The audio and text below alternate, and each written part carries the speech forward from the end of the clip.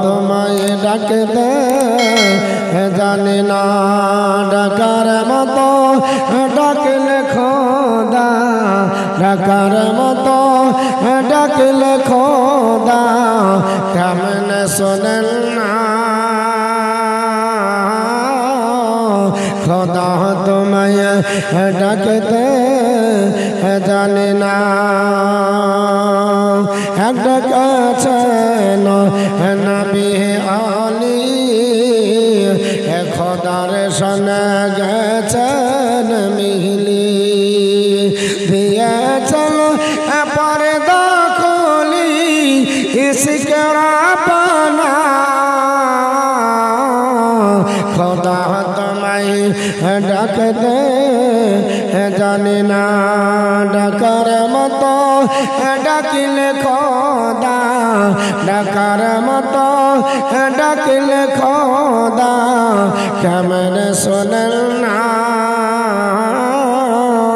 খোদা তোমায় ডাকতে জানি না ডেকেছেন ইব্রাহিম নবী নমরুদের অগ্নিতে পানি ডেকেছেন ইব্রাহিম নবী নমরুদের অগ্নিতে পানি আগুন হইল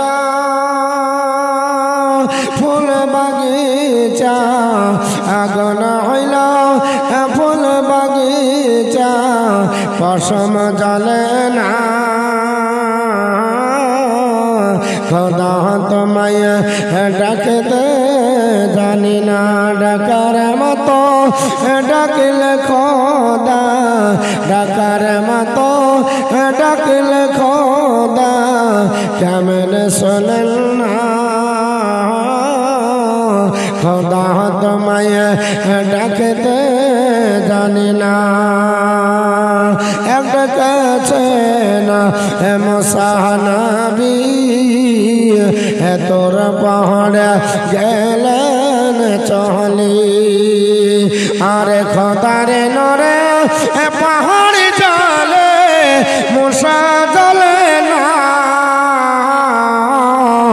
খোদা তোমায় ডাকতে জানি না ডাকার মতো ডাকিলে খোদা ডাকার মতো ডাকিলে খোদা কেমন শোনেন না খোদা তোমায় ডাকতে জানি না আল্লাহুম্মা সাল্লি আলা মাওলানা মুহাম্মদ ওয়া আলা আলি সাইয়্যিদিনা মাওলানা মুহাম্মদ সাল্লাল্লাহু তাআলা আলাইহি ওয়াসাল্লাম। আলহামদুলিল্লাহ, যাবতীয় প্রশংসা সর্বদ্রষ্টা পালন কর্তা রিজিক দাতা আহকামুল হাকিমিন রব্বুল আলামিন জাল্লা পাক পৃথিবীর নানা ব্যতিব্যস্ততার মধ্য থেকে প্রাকৃতিক দুর্যোগের হাত থেকে রক্ষা করে পবিত্র মাহফিলে আসার বসার হাদিস ও কোরআনের আলোচনা করা এবং শোনার তৌফিক দান করলেন সে শাশ্বত খোদার শুকরিয়া জ্ঞাপনার্থে সকলে উচ্চরবে বলিষ্ঠ কণ্ঠে কোরআনের ভাষায় তেলাওয়াত করি আলহামদুলিল্লাহ। অতঃপর সাইয়্যিদুল মুরসালিন আনিসুল গারিবিন রাহাতুল আসিকিন মুরাদুল মুস্তাকিন জনাবে মুহাম্মদুর রাসূলুল্লাহ সাল্লাল্লাহু তাআলা আলাইহি ওয়াসাল্লামের প্রতি লাখো কোটি দরুদ ও সালাম শান্তির ধারা বর্ষিত হোক। সকলে প্রাণ খুলে বলি আল্লাহুম্মা আমিন। আল্লাহর কোরআন অটুট বিধান, বেমিসাল গ্রন্থ। সূরাটির নাম সূরা জুমার সূরা নম্বর 39 আয়াত নম্বর 41 এর কিয়দংশ তেলাওয়াত করেছি। আল্লাহ রাব্বুল আলামিন তৌফিক দান করলে এই আয়াত সম্মুখে রেখে কোরআন হাদিস ইজমা আর কিয়াসের ভিত্তিতে কয়েকটি কথা হবে। ওমা তৌফিকি ইল্লা বিল্লাহ। আল্লাহ রাব্বুল আলামিন বলেন ইন্না আনজালনা আলাইকাল কিতাবা লিন-নাসি বিল হক we have revealed this book to the in truth for mankind নিশ্চয় হাবিব আমি আল্লাহ আপনার উপরে কোরআন অবতীর্ণ করেছি মানুষের কল্যাণ কল্পে। জোরে বলুন সুবহানাল্লাহ। কোরআন কেন এসেছে? মানুষের কল্যাণের জন্য, হুদাল লিন-নাস মানুষের হেদায়েতের জন্য, হুদাল লিল মুত্তাকিন মুত্তাকিনদের পথ প্রদর্শক হিসাবে আমার আল্লাহ কোরআন পাঠিয়েছে। এই কোরআন মুসলমানদের ঘরে ঘরে সবার কাছে আছে, আছে না নাই? সবার কাছে কোরআন আছে। এই কোরআন এসেছে মানুষের কল্যাণের জন্য। আর আছে কোরআন মানুষের কাছে সবচাইতে যাদের কাছে বেশি আছে তারা হলো জাতিতে মুসলিম। কিন্তু এই 2025 সালে যদি আদমশুমারি অনুযায়ী সার্ভে করে দেখা যায় সবচাইতে কোন জাতিটা পৃথিবীর বুকে বড় লাঞ্ছিত, অ্যানসার আসবে মুসলমান। পদদলিত, অ্যানসার আসবে মুসলমান। অবহেলিত, অ্যানসার আসবে মুসলমান। এই বারবার থাকি না এরকম দেখে দেখে জ্বালায় না, ওই রকম রেখে দাও। আর কিছু তুমি ওখান থেকে সবচাইতে বড় লাঞ্ছিত ওটার নাম হলো মুসলিম জাতি। পৃথিবীতে সবচাইতে এখন এরা পদদলিত, অবহেলিত, ঘৃণিত। যে জাতি আজান দিতে গেলে 2 লক্ষ টাকা জরিমানা দিতে হয় না? দেখেছেন, শুনেছেন? কোথায়? উত্তরপ্রদেশের সম্বল নামক একটি মসজিদে আজানকে কেন্দ্র করে তাকে বলা হলো তোমার আজানের পাওয়ারটা, মানে স্পিকিং পাওয়ারটা, তোমার আজানের সাউন্ডটা বেশি হয়েছিল, এর জন্য পরিবেশ দূষণ হয়েছে, তাই তোমাকে ডেকে থানাতে 2 লক্ষ টাকা জরিমানা দিতে হবে। 2 লক্ষ টাকা জরিমানা দিতে হয়েছে আজানকে কেন্দ্র করে। অথচ এই মুসলমানের কাছে সবচাইতে বড় গ্রন্থ কোরআন আছে। আর কোরআন এসেছে মানুষের কল্যাণের জন্য। আল্লাহ রাব্বুল আলামিনের কোরআন আপনি আমি যদি ধরি, কোরআন বলে টেক রিফিউজ ইন মাই কোরআন, আমি আল্লাহর কোরআনের শরণাপন্ন হও, any problem I will be solve, তোমাদের সব সমস্যার সমাধান আমি আল্লাহর কোরআন দেব। আপনার বলে হচ্ছে কোরআন থাকা সত্ত্বেও আজ লাঞ্ছিত পদদলিত এই জাতিটা কেন? আমার আল্লাহ পাক বলেছে মান আরাদা আন যিকরি ফা ইন্না লাহু মাইশাতান দানকা। যখন কোন জাতি আমি আল্লাহ, আমার অর্থাৎ যে ব্যক্তি আমার বান্দা বান্দীরা আমি আল্লাহর জিকির থেকে দূরে সরে যাবে, তখন তাদের সংকুচিত জীবন হবে, তাদের আপনার জীবনটা খুবই সংকীর্ণ হবে। ওয়া নাহসুরু ইয়াউমাল কিয়ামাতি আমা, আর কিয়ামতের দিন তাদেরকে অন্ধ করে তোলা হবে। আজ এই জাতির কাছে কোরআন আছে কিন্তু কোরআন পড়ে না। এই জাতির কাছে আপনার বলা হচ্ছে নবীর প্রেম আছে কিন্তু আপনার নবীর প্রেম দেখায় না। হাদিস আছে, হাদিস খুলে দেখে না। আপনার বলা হচ্ছে এই জাতির কাছে সবচেয়ে আপনার মূল্যবান আল্লাহর তৌফা, যে তৌফাটা আল্লাহ খাস করে নবীকেই দান করেছিলেন এই রজব মাসের 27 তারিখে শবে মিরাজের রাত্রিতে, সেই তৌফা নামাজ, সেই তৌফাটা আজকে পাওয়া সত্ত্বেও অবহেলায় আমরা নামাজ কাজা করছি, এই তৌফার কদর আমরা করি না। এর জন্য বর্তমান যুগে মুসলমানের আপনার অবস্থা খুব খারাপ। কারণ মুসলমান নামে আছে, what is the definition of Muslim, বলে তোমার নাম আপনার মুসলমান, তো তুমি কি করে মুসলমান হলে? আপনি আমি প্রমাণ দিব। আমরা শৈশবে খাতনা দিয়েছি, আর বড় হওয়ার পরে মৌলভী সাহেব কালমা পড়িয়ে বিয়ে পড়িয়ে দিয়েছে, আর বাবা মা মারা গেলে জানাজা হবে। এটা হলো মুসলমানের পরিচয় না, মুসলমানের পরিচয় এটা নয়। আল্লাহ রাব্বুল আলামিনের বান্দার পরিচয় দিতে গেলে আল্লাহ যেভাবে বলেছে সেইভাবে দিতে হবে। আর বিসি ব্যাডলি পাশ্চাত্যের মনীষী, বিশ্ববিখ্যাত একজন মনীষী, বাড়ি হলো আমেরিকা, একটা গ্রন্থ রচনা করেছেন, নাম দিয়েছেন দ্য মেসেঞ্জার। তার 69 পৃষ্ঠায় বলছেন যে Muslim is one who surrender himself to the will of Allah. একজন মুসলমান তাকে বলা যাবে যিনি আল্লাহর ইচ্ছার কাছে আত্মসমর্পণ করেছে। ওগো আল্লাহ, তোমার ইচ্ছা কি? আমার আল্লাহ পাক বলে আমি এই জাতিকে বানিয়েছি আমি আল্লাহ জিন আর মানুষকে বানিয়েছি কেন? আমার আল্লাহ পাক বলেছে ওমা খালাকতুল জিন্না ওয়াল ইনসা ইল্লা লিয়াবুদুন। আমি জিন আর মানুষকে বানিয়েছি শুধুমাত্র আমি আল্লাহর ইবাদতের জন্য।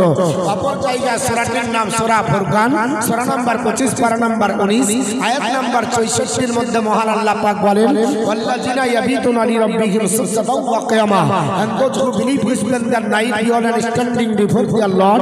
আল্লাহর প্রেমিক প্রেমিকা বান্দা বান্দি তারা হবে যারা রাতের ঘুম হারাম করবে কিয়াম আর সাজদায় জোরে বলে সুবহানাল্লাহ। অর্থাৎ কিয়াম মানে দাঁড়িয়ে দাঁড়িয়ে নফল নামাজ পড়ে আর সাজদার মাধ্যমে যারা কাটাবে এরা হলো আমি আল্লাহর প্রেমিক প্রেমিকা বান্দা বান্দি। এখন কিছু হাইব্রিড মুসলমান উঠেছে ও নফল নামাজ লাগে আছে না হাইব্রিড, ও আপনার 3 রাকাত মাগরিবে পড়বে এর সাথে খুব বেশি হলে 7 রাকাত, এর চাইতে বেশি পড়ে না। আল্লাহর কোরআন বলছে ভালো করে শুনুন, সূরাটির নাম সূরা ফুরকান, সূরা নাম্বার 25 পারা নাম্বার 19 আয়াত নাম্বার 64। ওয়াল্লাযিনা ইয়াবিতুনা লিরাব্বিহিম সুজদান ওয়া কিয়ামা। আমার প্রেমিক প্রেমিকা বান্দা বান্দি তারা যারা নফল অর্থাৎ কিয়াম মানে হচ্ছে নফল নামাজ। এখানে কিয়াম মানে আমরা যেটা ইয়া নবী সালামু আলাইকা বলি এই কিয়াম না, এখানে এই কিয়াম মানে হলো দাঁড়িয়ে দাঁড়িয়ে যারা নফল নামাজ পড়ে, নফল নামাজ পড়ে এবং সিজদার মাধ্যমে কাটাবে এরা হলো আল্লাহর প্রেমিক প্রেমিকা। আর জান্নাত আল্লাহর প্রেমিক প্রেমিকার জন্যই। যারা ফরজ আর ওয়াজিব পড়ে শেষ করে দেয় এরা আল্লাহর প্রেমিক প্রেমিকা হতে পারবে না। কেন? আল্লাহ বলেছেন নফল কিয়ামে আর সাজদায় কাটাবে তারা হলো প্রেমিক প্রেমিকা। তো নফল আপনার যদি না করে, নফল ইবাদত যদি না করে প্রেমিক প্রেমিকা হতে পারবে? আজ শবে মিরাজ গেল, আপনার নামধারী কিছু শায়েখ আপনার বলে হচ্ছে কোন হাদিস পড়ে শায়েখ হয়েছে আমার জানা নাই, খুঁজা শবে মিরাজের নামাজ খুঁজে পাই আর শবে মিরাজের রোজা আছে খুঁজে পাই। তবে যে শবে মিরাজের নামাজ আর রোজা নির্দিষ্ট কোনো নাই, কারণ নফল আপনাকে পড়তে দেবে না তার জন্য। গত বছর শবে বারাতের রোজা আর শবে বেরাতের ইবাদতকে কেন্দ্র করে আপনার বলা হচ্ছে বাংলাদেশের এক শাইখ বলল মসজিদে শবে বারাতকে কেন্দ্র করে ভিড় জমার চাইতে বেশ্যাখানায় যাওয়া বেশি উত্তম ধর্ম নাস্তা করল। এটা বলে চলো, আপনারা তার নামটাও জানেন। এই যে হাফাকলা মৌলবি শবে বারাতের আপনার নামাজকে এতটাই নিকৃষ্ট বানালো, তার মানে হচ্ছে যে শবে বারাতের নামাজ পড়ার জন্য মসজিদে যাবার চাইতে বেশ্যাখানায় যাওয়া যদি উত্তম হয়, তাহলে বেশ্যাখানাকে ইবাদতের চাইতে বেশি প্রাধান্য দিল কি দিল না? এবার তাকে ভুল স্বীকার করতে বলা হলো, তাও ওই ভুল স্বীকার করতে গেলে 40 মিনিট বক্তব্য দিয়েছে, ভুল স্বীকার করবে না ডাইরেক্ট। বুঝতে পেরেছেন? এর জন্য এই হাফ পাগলা মৌলবি থেকে দূরে থাকতে হবে, নাহলে ঈমান চলে যাবে। এই হাফ পাগলা মৌলবি থেকে দূরে সরে থাকতে হবে। যারা নফলের উপর ফতোয়া দেয়, সুন্নাতের উপর ফতোয়া দেয়, আবার রমজান মাসের 27 থেকে আমরা 21, 25, 27, 29 রাত্রি তা আপনার বলা হয়েছে। এক শায়েখ বলল নামটা করবো না কারণ ওদের ভক্ত আছে, ওরা জানে নামগুলো। তো বলছে যে এই রকম নির্দিষ্ট দিনের আপনার বলা হচ্ছে ইবাদত করা যাবে না, তাহলে ওই দিনের পুজো করা হয়ে যাবে। তাহলে ও মৌলবি 4 মাস আগে জালসার ডেট নিয়েছে, ও ডবল পূজা হবে না। হঠাৎ করে আজকে জালসা করছে কি 3 মাস আগে ডেট নিয়েছে যে অমুক তারিখ ছাড়া ফাঁকা নাই, এই দিনে করলে করো না, এই দিনে আপনার মেয়ের বিয়ে দিতে হবে, না হলে আপনার ডেট হবে না। এই দিনে অমুক কাজ করতে হবে, এই দিনে স্কুল যেতে হবে। আপনার সব কাজে আপনার নির্দিষ্ট দিন বের করে আপনার বাড়া হয়েছে পৃথিবীতে, অথচ সেটাকে পুজো বলে আখ্যায়িত করে। আমি আপনাদের বলি মুসলমান, পৃথিবীর জমিনে এরকম হাফ পাগলা থাকবে। আমি আপনাদেরকে এর বিষয়ে কিছু বলবো, তবে আগে একটু আলোচনাটা করি। কোরআন এসেছে মানুষের কল্যাণের জন্য। পৃথিবীতে কোরআন হাদিস যেখানে আমরা আছি সেখানে কোরআন হাদিস নাই, আমরাও নাই। যদি কোনো ব্যক্তি বলে রসুল যা দিয়েছে তাই গ্রহণ করা। ওরা বলে যে নবী করেছে কোন জায়গায় দেখাও। তো যে আয়াত বলে ওই আয়াতে আল্লাহ রসুলকে আল্লাহ পাক বলেছে আমা আতাকুম রাসূলু ফাখুযুহু আমা নাহাকুম আনহু ফান্তাহু। রসুল যা দিবে তা গ্রহণ করো, রসুল যা নিষেধ করবে তা থেকে বিরত থাকো। তো রসুল কি বলেছে সবে মিরাজের রোজা করতে হবে? একটা হাদিস দেখাও। আল্লাহ কোরআনে বলছে যে রসুল যা দিবে গ্রহণ করো। তো ঠিক আছে, রসুল যা দিবে গ্রহণ করব। তো রসুল যা নিষেধ করবে তা থেকে দূরে থাকতে হবে। একই তো কোরআনের হুকুম নাকি? এটা কোরআনের একটাই আয়াত। এর আপনার একটা আয়াতে দুটো হুকুম, একটা হচ্ছে গ্রহণ করা আর একটা হচ্ছে বর্জন করা। তো গ্রহণ করাটা ধরছে, বর্জন করাটা খুঁজে পাই না। এই হাফ পাগলা মৌলবীকে পড়াইছে কে যে আপনার নবী যেটা নিষেধ করবে সেটা করলে পাপ হবে। তো নবী কি কোনোদিন বলেছে সবে মিরাজের আপনার মিরাজের রোজা রাখা যাবে না? নবী কি কোনোদিন বলেছে সবে মিরাজের রাত্রি জাগা যাবে না? নবী কি কোনোদিন বলেছে সবে বারাতের রোজা করা যাবে না? সবে বারাতের আপনার বলা হয়েছে রাত্রিতে রাত্রি থেকে ইবাদত করা যাবে না? নবী কি কোনোদিন বলেছে আপনার বলা হচ্ছে চাল্লিশা করা যাবে না? নবী কি কোনোদিন বলেছে বাড়িতে মিলাদ করা যাবে না? বলে মিলাদ করলে এটা বেদাত হয়। তোর মিলাদ করা যদি বেদাত হয়, জালসা করা তো ডবল বেদাত হবে। কারণ জালসার আপনার বলা হয়েছে আপনার কথাটা এটা হাদিসে তুই দেখাতে পারবি না, অথচ মিলাদ দেখাতে পারবি। বুঝতে পারলেন? মিলাদ দেখাতে পারবে শাব্দিক অর্থ। মিলাদ মানে জন্ম বৃত্তান্ত, অর্থাৎ নবীর মিলাদ হয়েছে এটা দেখাতে পারবে, জালসা তো দেখাতে পারবে না। তো এই মৌলবি জালসা করে না করে না? জোরে বলেন পারে না পারে না? আবার বলছে যা আছে হাদিস কোরআনে তাই করব, তাছাড়া করব না। যা আছে তাই করব, তাছাড়া করব না। তাই যদি হয় ফুচকা খাস কোন হাদিসে লেখা আছে? হ্যাঁ, কুরকুরি খাস কোন হাদিসে লেখা আছে? পাপড়ি চপ খাস কোন হাদিসে লেখা আছে? দেখাতে পারবে পারবে না, কিন্তু ওরা খায় না কেন? তো বাপ যেটা স্পষ্ট হারাম সেটা উল্লেখ আছে। নবী বলেছেন আপনার বলা আছে পৃথিবীর জমিনে আমি হলাম তোমাদের জন্য মডেল।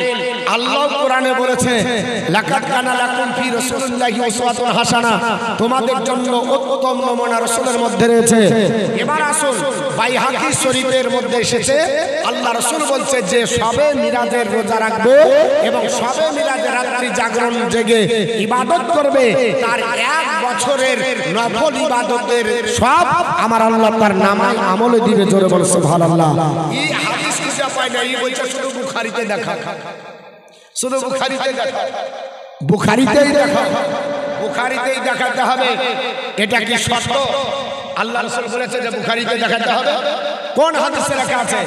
দেখাও যে বুখারীতে দেখাবে। যে দেখাও রাসূলুল্লাহ বলেছে যে বুখারীতে পেলে মেনো, আর বুখারীতে যদি না পাও মানো না।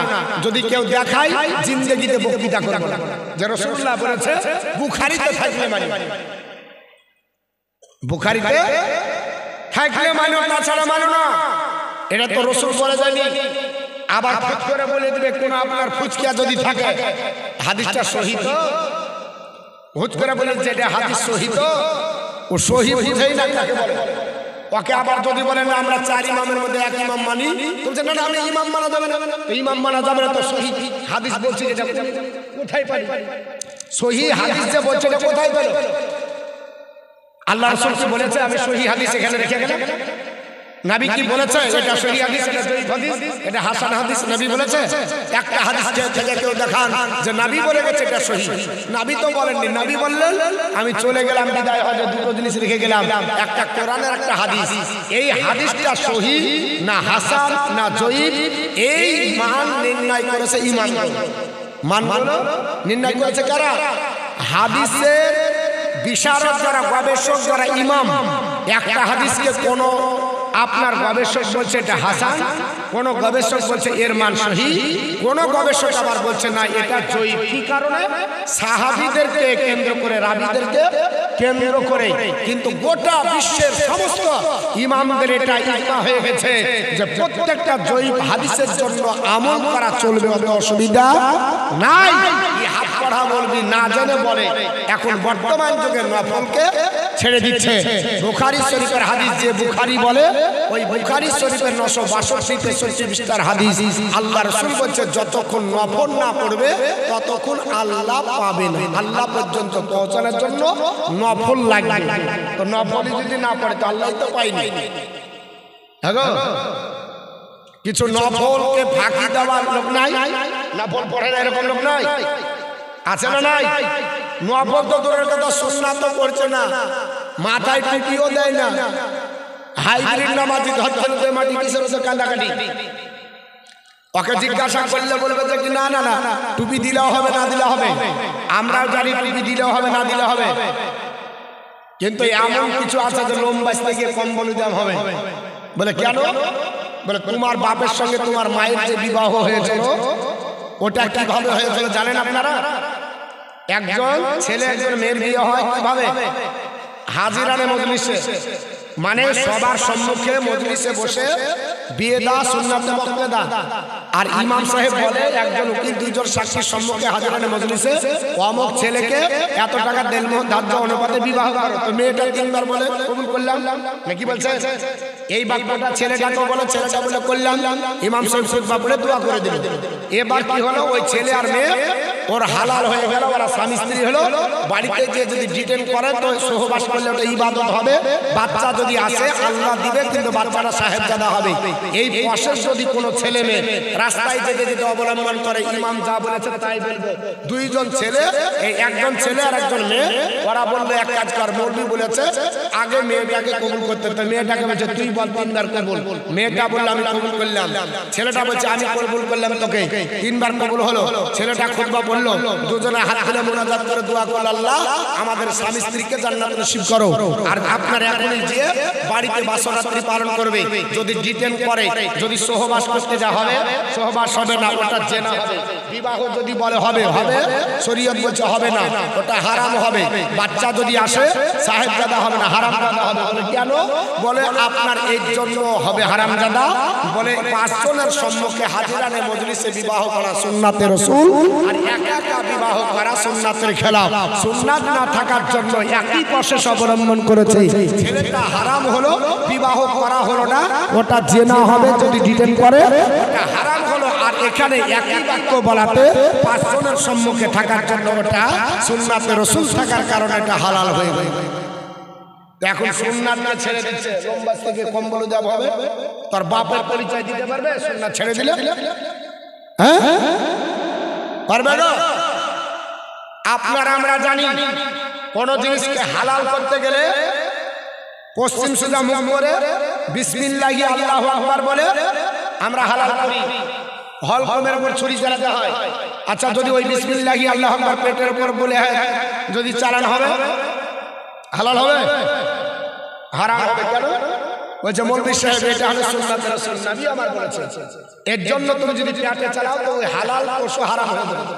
তুমি যতই পৃথিবীর দোয়া পাবে ওটা হালাল হবে না। তাহলে বোঝা গেল সুন্নাত বাদ দেওয়া যাবে না। এখন সুন্নাত তো বাদ, ইনশাআল্লাহ আপনাদের কাছে আলোচনা করব আজকে। আমি এসেছিলাম একটু কোরআনের ব্যাপারে বলতে, আমার কানে কানে বললে হলো না, নবীর জীবনের উপর আলোচনা করতে হবে। তাহলে নবীর জীবনের উপর আলোচনা করতে গেলে আমাকে আবার ব্যাকগ্রাউন্ড ঘুরতে হয়েছে।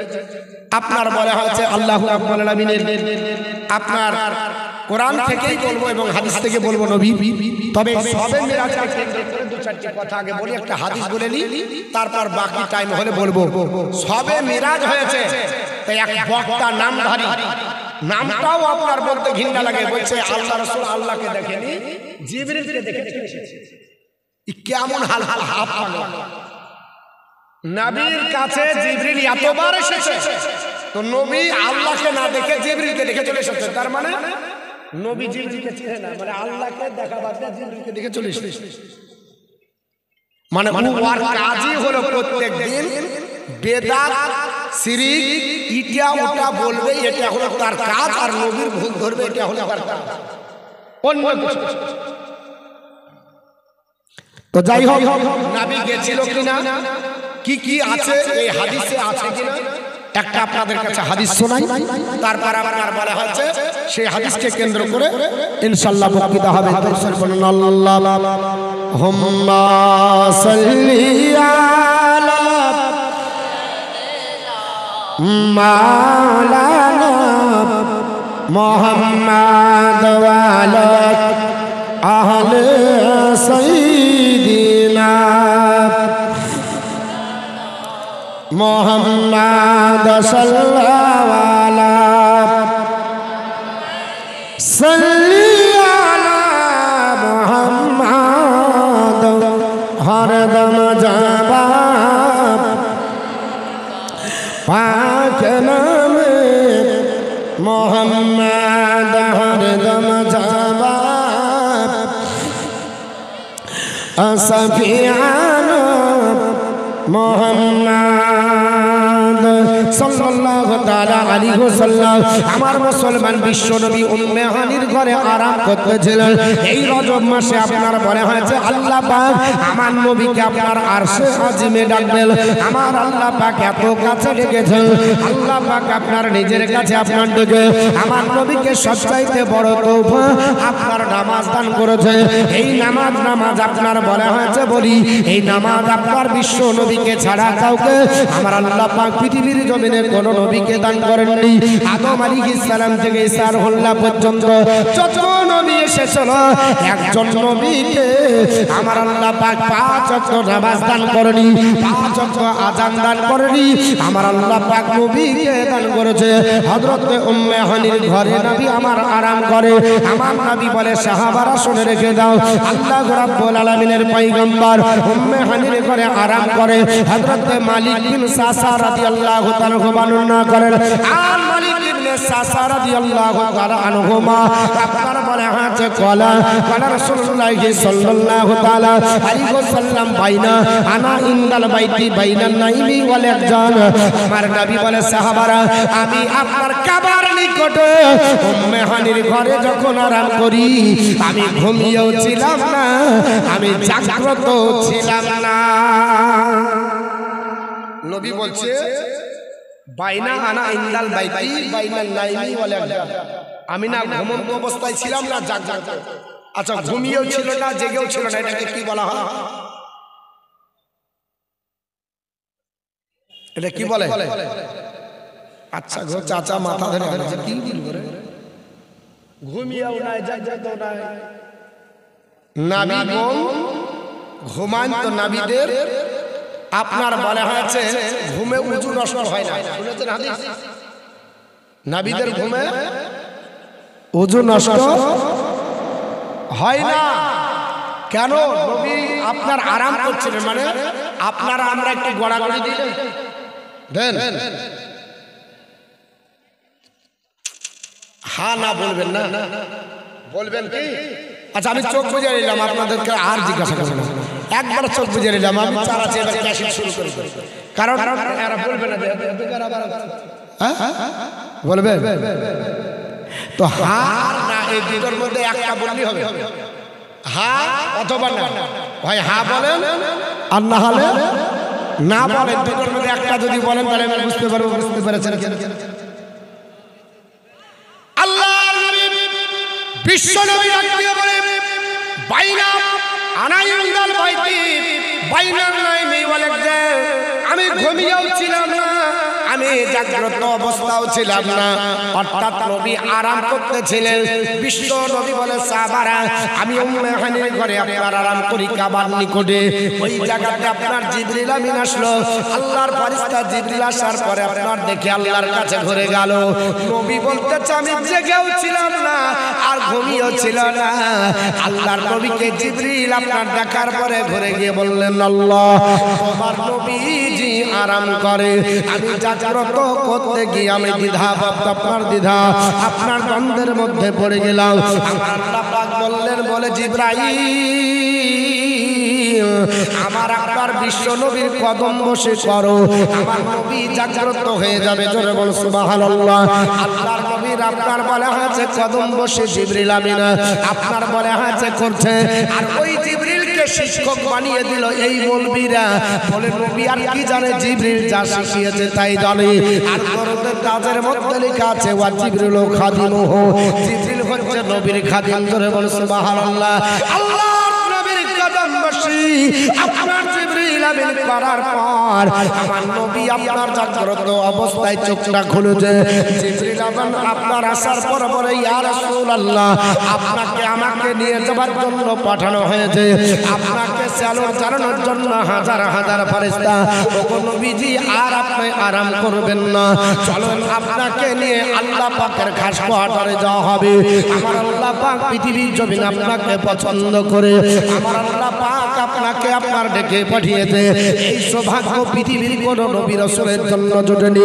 আল্লাহ পাক আপনাকে এত পছন্দ করে কারণ পৃথিবীর জমিনে যত নবী রাসূল এসেছে সমস্ত নবীর চাইতে আমার রাসূলের মর্যাদা বেশি।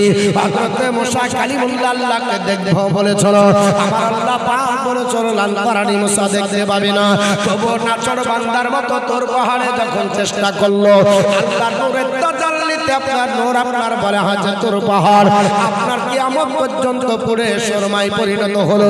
আর মুসা কালিমুল্লাহ বেহুশ হয়ে আপনার পাহাড়ে পড়ে গেলেন। আমার আল্লাহ পাক নবীকে খাস পাহাড়ে ডাকে। জিবরিল আমিন আসার পর বলে ইয়া রাসূলুল্লাহ আপনি বলা হয়েছে রেডি হয়ে যান।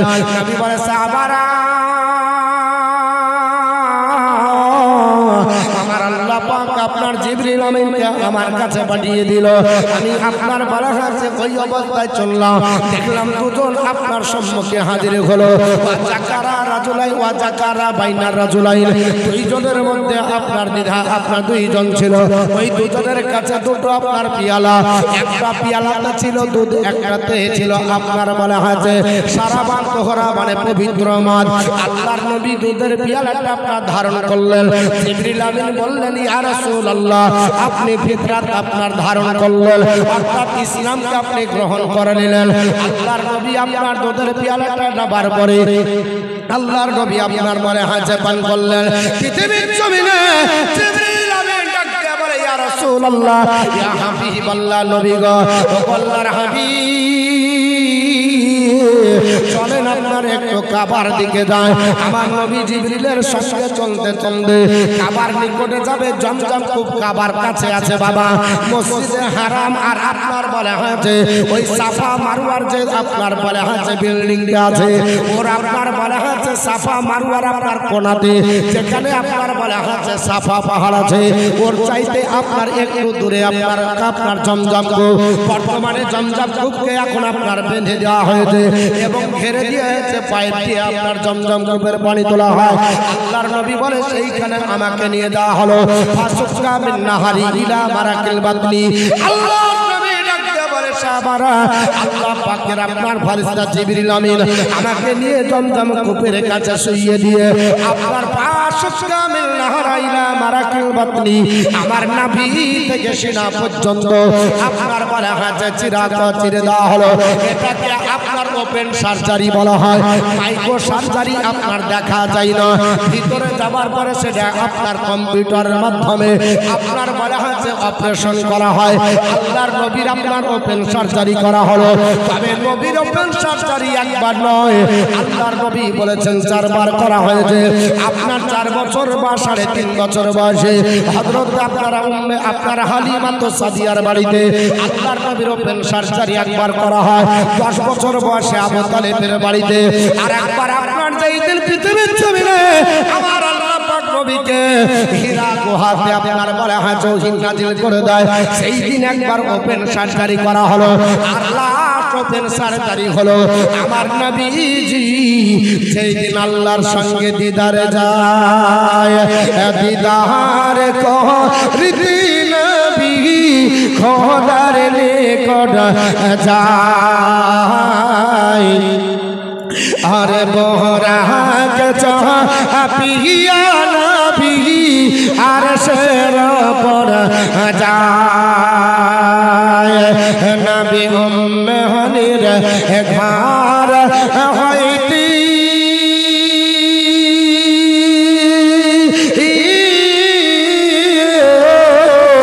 আর চলেন নবী বাইতুল্লাহতে উম্মে হানির ঘর হইতে চলেন নবী বাইতুল্লাহতে। আর জমজম রে পানি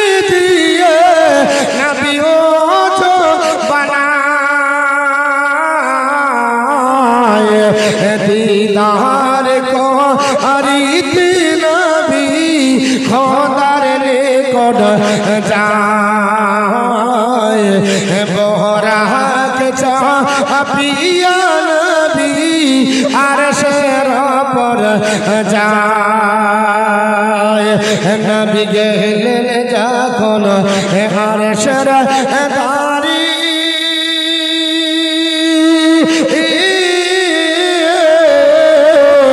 নবী দেখিলেন তখন বাজাকে নবী গেলেন যখন আরশের দাঁড়ি নবী দেখিলেন তখন জাহান্নামীদেরকে আর নবী দেখে চলে আপনার হায়রে দিদার করিতে নবী খোদার নিকট যায় দিদার করিতে নবী আরশের উপর যায় আল্লাহুম্মা সাল্লি আলা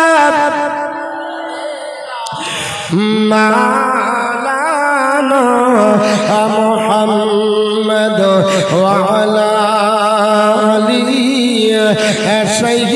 সাইয়্যিদিনা মাওলানা মুহাম্মদ সাল্লাল্লাহু আলাইহি ওয়াসাল্লাম আল্লাহর নবী বিশ্ব নবী বলেন আমার কাছে আপনার বলা হয়েছে আপনার জিবরিল আমিন আসার পরে ওই আপনার বলা হয়েছে জমজমের কূপের কাছে শুইয়ে দিয়ে আমার ওপেন সার্জারি করা হলো নাড়ি ভুঁড়িগুলোকে বের করার পরে আপনার সমস্ত নাড়ি ভুঁড়িগুলোকে সুম্মা গোসিলাল বাতনু বিমাই জমজম পবিত্র জমজমের পানি দিয়ে ধৌত করা হলো আচ্ছা বলেন তো অপারেশন যদি থিয়েটারে চলে আর কি করে নাড়ি ভুঁড়িগুলোকে ধোয়া হচ্ছে এটা কি কেউ দেখতে পাই বুঝতে পারবে কারণ এটা সম্ভব হবে না পেশেন্টের সামনে করা চলবে না আল্লাহর নবী বলছে সাহাবারা জিবরিল আমার আপনার জিবরিল আমিন এসে আমার আপনার বড় হাতে নাভি থেকে সিনা পর্যন্ত চাপনার বড় হাতে ফেলে দিয়ে যা ছিল সবগুলোকে বের করার পরে সুম্মা গোসিলাল মায়ে বেমা সুম্মা গোসিলাল বাকর বিমায়ে জমজম পবিত্র জমজমের পানি দিয়ে আমার নাড়ি ভুঁড়িগুলোকে ধৌত করা হলো আপনার ধৌত করার পরে সুম্মা মুলিয়া হিকমত ও ঈমানান আল্লাহর নবী বলে হিকমত আর ঈমান দিয়ে আমার আপনার বড় হাতে পেটটাকে পরিণত করা হলো পেটটাকে পরিপূর্ণ করে দেওয়া হলো আল্লাহর নবীকে জিবরিল আমিন বলে ইয়া রাসূলুল্লাহ আপনাকে আর এখানে থাকতে হবে না কারণ আপনি পৃথিবীর জমিনে ইয়া রাসূলুল্লাহ চলেন গো নবীজি আপনাকে চলতে হবে এখন বাইতুল মুকাদ্দাসে আমার আল্লাহ পাক বলেছে সুবহানাল্লাযী আসরা বিআবদিহি লাইলাম মিনাল মাসজিদিল হারামি ইলাল মাসজিদিল আকসাল্লাযী বারাকনা হাওলাহু লিনুরিয়াহু মিন আয়াতিনা আমার পবিত্র কোরআনের মধ্যে বলেছে কল্যাণময় তিনি বরকতময় তিনি যে আল্লাহ পাক আপন বান্দাকে রাতারাতি মসজিদে হারাম থেকে মসজিদে আকসা ভ্রমণ করালে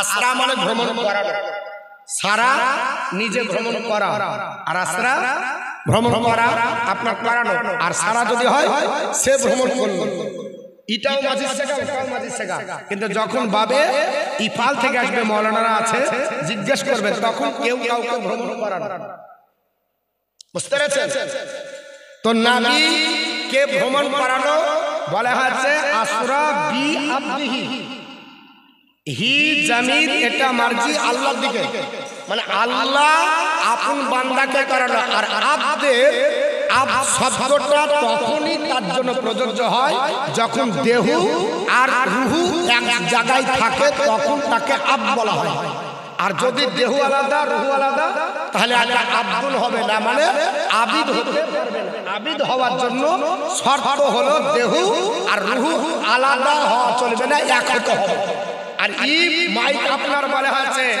এই হাইব্রিড মৌলবি বলছে নবী স্বপ্নে দেখেছে নবী আল্লাহকে তো ডাইরেক্ট দেখতে পাইনি আর আল্লাহ নিজে কোরআনে বলছে যে আসরা বিআবদিহি আপন নবীকে আপন বান্দাকে আপনার ভ্রমণ করার আল্লাহ পাক ওখানে বান্দা শব্দ ব্যবহার করেছে কেন কারণ বান্দা যদি না হয় তার রূহ আর আপনার বলে হচ্ছে শরীর আলাদা হয়ে যাবে। এর জন্য বান্দা হতে গেলে শর্ত হলো তাকে রূহ আর শরীর দুটো এক হতে হবে। তো নবীকে করালো আপন বান্দাকে, তো রূহ আর শরীর যদি না থাকে তো কে গেল? তাহলে বোঝা গেল কোরআন আল্লাহ এটাই বোঝাতে চাইলেন যে নবীকে আমি শরীরে আমি আল্লাহ পাক দিদার করিয়ে নিয়েছি, ভ্রমণ করাচ্ছি। এই হাত পাগলা মনে হচ্ছে নবী স্বপ্ন দেখেছে, ডাইরেক্ট দেখে। তাও যদি বলছে হ্যাঁ দিদার হয়েছে, তবে জিবরিল আমিনকে দেখে দেখেছে। কত পাগলা মন, এই গ্রামার মানে না।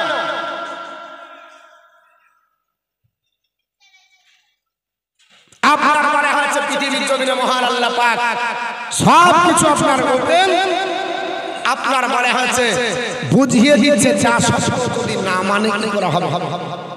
বলে না যাকে দেখতে নারী তার চরণ দেখতে। এক পীর সাহেব ছিল, তো ওর স্ত্রীর জিন্দেগি তোকে মানবে না, মানে জগৎ মানবে ওকে পীর বিলে, আর ও কিন্তু মানবে না, আর স্ত্রী মানবে না। তখন ওর স্বামী একদিন আকাশ দিয়ে উড়ে যাচ্ছে, আর ওর স্ত্রী ঠাল মানছে, বলছে বিশাল ব্যাপার, মানুষ উড়িয়ে দেয়। স্বামী স্ত্রীতে যখন রাত্রে অ্যাডজাস্ট হয়েছে, তো আর স্ত্রী বলছে তুমি আর কি আজকে দেখেছি, আকাশ দিয়ে উঠছে, পাগলি ওটা আমি ছিল। বলছে এর জন্য সুজা হয়ে উঠতে পারছিল না, ব্যাকা হয়ে উঠছে। মানবে না যখন ও কোনো না কোনো বাহানা দেখাবে, কোনো না কোনো বাহানা দেখাবেই। যাকে দেখতে নারী চলন ব্যাখ্যা ঠাকুর বাংলা আছে, তো নবীর ভুল ধরতে হবে, নবীর ভুল ধরতেই হবে। এটা হলো তাদের আপনার বড় আছে টেন্ডেন্সি। পৃথিবীর জমিনে এইরকম টেন্ডেন্সি আলা নবী থেকে দূরে থাকতে হবে। আল্লাহর নবীকে, বিশ্ব নবীকে আল্লাহ ভ্রমণ করেন মসজিদে হারাম থেকে মসজিদে আকসা, আল্লাযী বারাকনা হাওলাহু। আল্লাহ পাক বলে যে মসজিদের চারিদিকে আমি আল্লাহ বরকত রেখেছি, কারণ ওই মসজিদে আকসাতে যত নবী এসেছে এত নবী অন্য কোন জায়গায় আসেনি। আল্লাহ এই এলাকার বাসীকে আল্লাহ নবী দিয়ে, জমি দিয়ে, জায়গা দিয়ে আর ফসল দিয়ে, আল্লাহর নিয়ামত দিয়ে ভরপুর করে দিয়েছে। আল্লাহ পাক বলে এ হাবিলি নুরিয়াহু মিন আয়াতিনা, আমি আল্লাহ আপনাকে, আপনার মর্দা, আপনার নবীকে আমার নিদর্শন সমূহ দেখাবো। জোরে বল সুবহানাল্লাহ। আমার আল্লাহ পাক আপনার তাই বাবা দেখিয়েছেন। যাই হোক, আপনার সংক্ষিপ্ত আকারে আপনাদের কাছে বলি, আল্লাহর নবী বললেন, বলে জিবরিল কোথায়? বলে চলেন ইয়া রাসূলুল্লাহ, আমি মসজিদে আকসার দিকে যাব। আল্লাহর নবীর কাছে একটা আপনার বোরাক নিয়ে আসা হয়েছিল। ওই বোরাক আপনার বলা হয়েছে পৃথিবীর জমিনে। আল্লাহর নবী আপনার ডাক দিয়ে বলে সাহাবারা আপনার শুনে রেখে দাও, পৃথিবীর জমিনে ফাউতিয়াত বিদাসতিন মিন জাহাবিল মুলিয়া হিকমাতা ওয়া ঈমানান, আমার কাছে স্বর্ণখচিত যে পাত্র ছিল, ওই স্বর্ণখচিত পাত্রতে আপনার ঈমান আর হিকমতে পরিপূর্ণ ছিল। শুধু তাই নাই, আমার কাছে বোরাক এসেছিল। আল্লাহর নবী বললেন সাহাবারা আপনার তোমরা শুনে রেখে দাও, ফাউতিয়াত আপনার বলা হয়েছে দাব্বাতিন আবিয়াদা সোনাল পাতলি ফাওকাল হিমার আল বোরাক। আল্লাহর নবী বললেন একটা যানবাহন, জানোয়ার নিয়ে আসা হলো যেটা খচ্চরের চাইতে ছোট, কাঁথার চাইতে বড়, যার নাম হলো আল বোরাক। বাবা এই বোরাকটা কত দ্রুত গতিতে চলে, মুসলিম শরীফের মধ্যে এসেছে। আল্লাহর নবী পবিত্র জবান দ্বারা বলে তোমার চোখের দৃষ্টি যত দূর যাবে আপনার বোরাকের এক কদম অত দূরে যাবে। জোরে বল সুবহানাল্লাহ।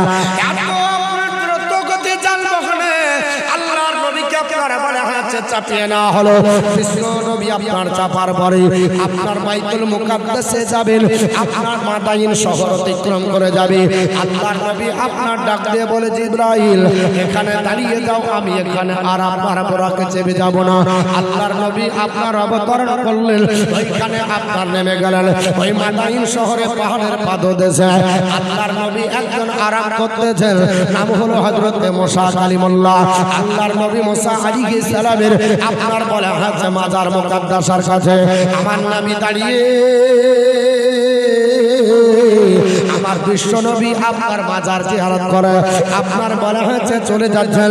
আল্লাহর নবীকে জিবরিল আমিন জিজ্ঞাসা করলো, আল্লাহর নবী বলে জিবরাইল আমি এখানে একজন নবীর আপনার মাজার মুকাদ্দাসা আমি আপনার জিয়ারত করলাম।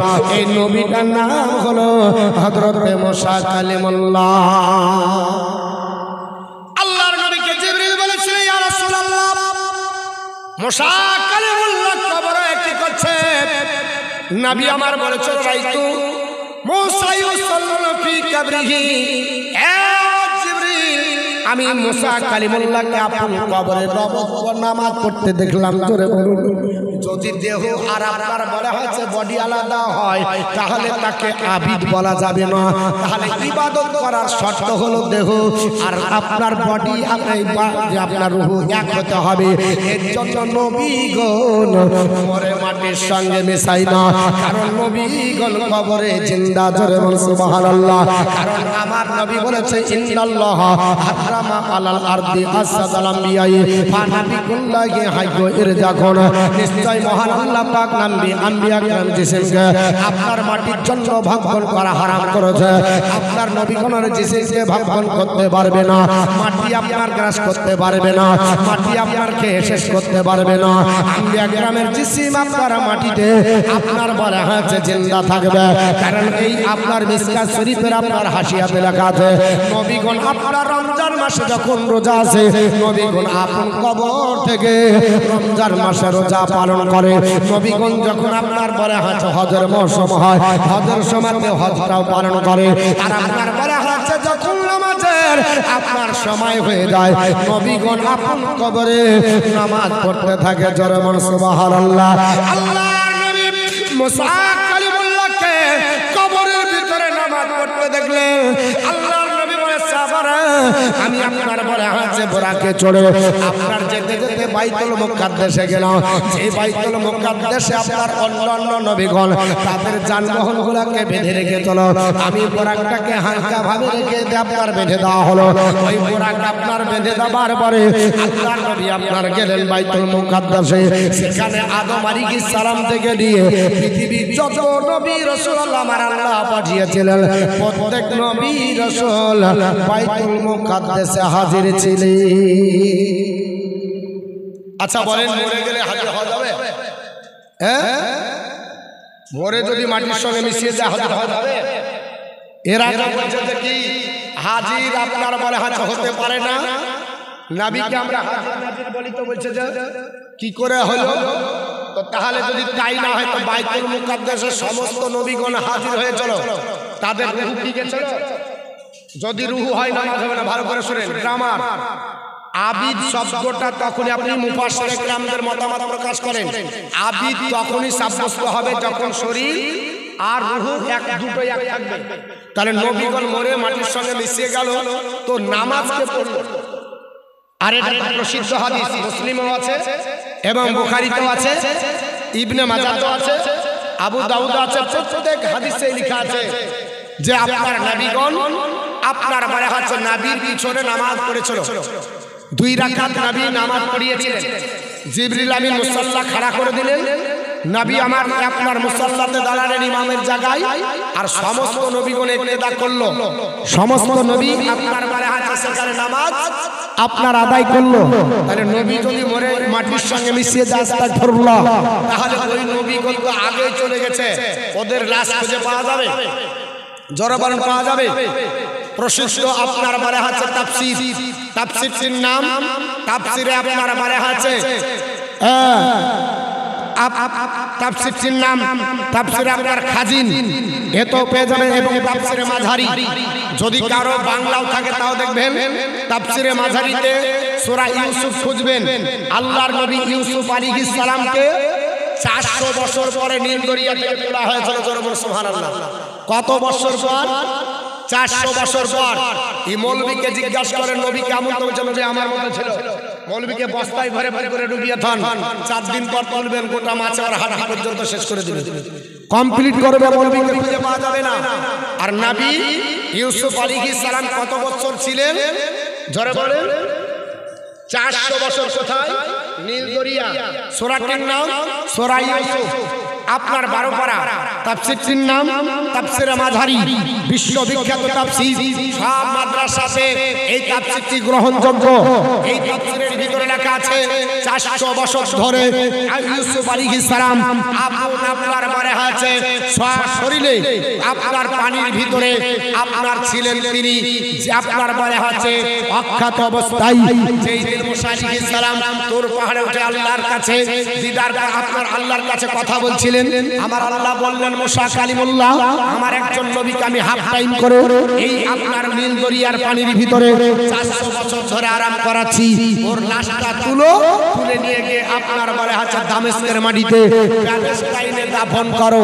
হযরত মুসা আলাইহিস সালাম পৃথিবীর জমিনে 400 বছর পরে ইউসুফ পয়গম্বরের লাশ তুলে এখন বর্তমানে ইউসুফ আলাইহিস সালামের লাশ বাইতুল মুকাদ্দাসের কাছে ইব্রাহিম আলাইহিস সালামের পাশে আরাম করতেছেন। জোরে বলুন কত বছর? 400। তাহলে মৌলবি যদি আল্লাহর নবীর মতো হয় তাকে 4 মাসের জন্য গ্যারান্টি নেন, হ্যাঁ পাওয়া যাবে।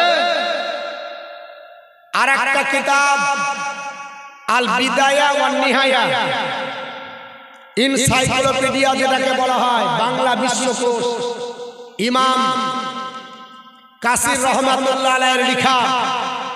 যারা সবাই ওই আপনার বলা হচ্ছে আপনার বলা হচ্ছে হযরত ইবনে কাসির আপনার আল্লামা ইবনে কাসির রহমাতুল্লাহ আলাইহির যে তাফসীর করে তাফসীর ইবনে কাসির, এটা আপনার যারা প্রাধান্য দেয় তাকে জিজ্ঞেস করবেন আল বিদায়া ওয়ান নিহায়া, এটাও তো তার লেখা।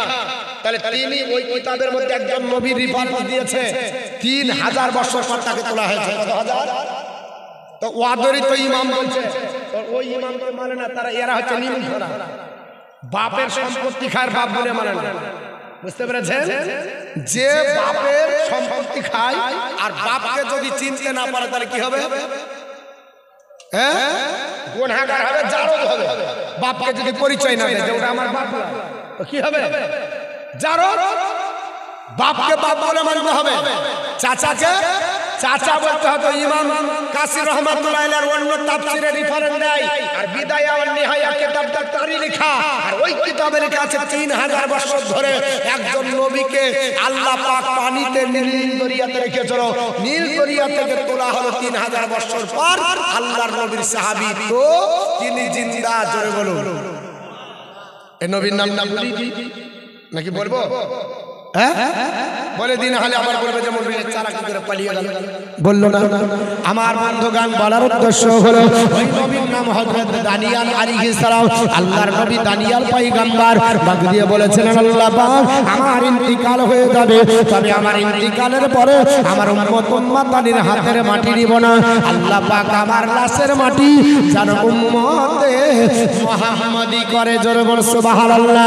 হযরত দানিয়াল পয়গম্বরের দোয়া আমার আল্লাহর দরবারে কবুল হয়ে গেল। আমার আল্লাহ পাক ডাক দিয়ে বললেন, হে দানিয়াল আলাইহিস সালাম, তোমার উম্মত উম্মাতানিকে জানিয়ে দাও তোমাকে যেন নীল দরিয়ার পানিতে ভাসিয়ে দেয়। আমার নবী 3000 বছর পর আসবে। আমার নবীর আপনার উম্মত উম্মাতানি তোমাকে আপনার দাফন করবে নীল দরিয়ার কিনারায়।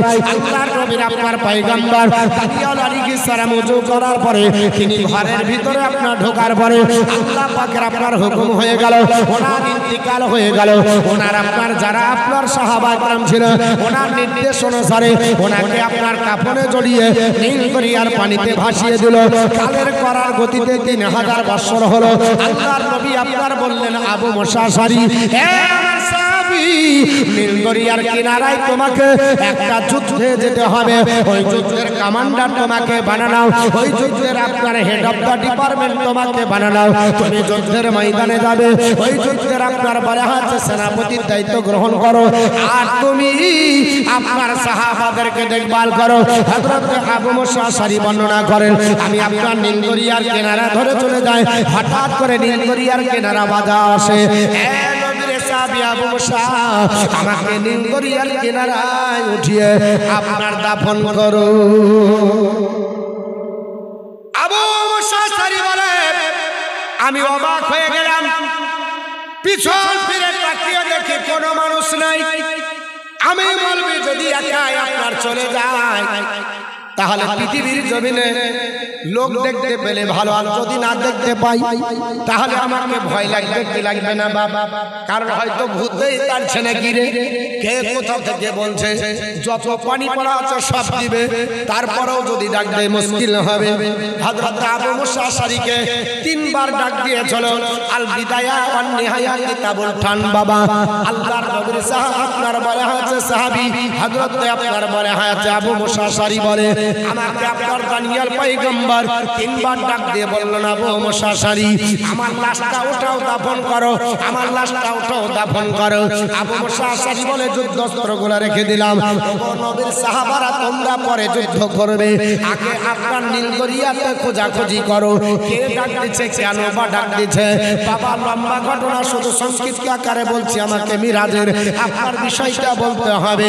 আল্লাহর নবীর সাহাবী আবু মুসা আশআরী বলেন আমি নীলদরিয়াতে আপনার নামার পরে হঠাৎ করে আমার আপনার বলা হয়েছে নজরে পড়ে গেল একটা আপনার সুন্দর বাক্স, আপনার বলা হয়েছে নীলদরিয়ার পানির ভিতরে ওই বাক্স খোদাই করে লেখা আছে এই নবীর নাম হলো দানিয়াল আলাইহিস সালাম। এই নবীকে পৃথিবীর জমিনে আপনার দাফন করা হয়নি, এই নবীকে নীলদরিয়ার পানিতে রাখা হয়েছে, কারণ ইনার ইচ্ছা হলো উম্মতে মুহাম্মদের হাতের মাটি নিবে। 3000 বছর ধরে ওয়েটিং আছে।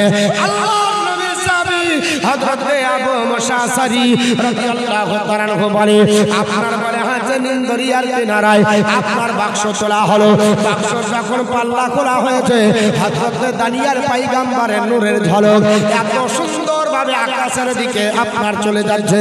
হযরত দানিয়াল পয়গম্বরের নূরের জ্যোতিতে হযরত আবু মুসা আশআরী বলে আমি আর তাকাতে পারছি না, এত আপনার জ্যোতি চলতেছে। আমি ওই অবস্থায় আপনার জানাজা পড়ে নবী সাহাবীদেরকে নিয়ে নীলদরিয়ার কিনারায় দাফন করলাম।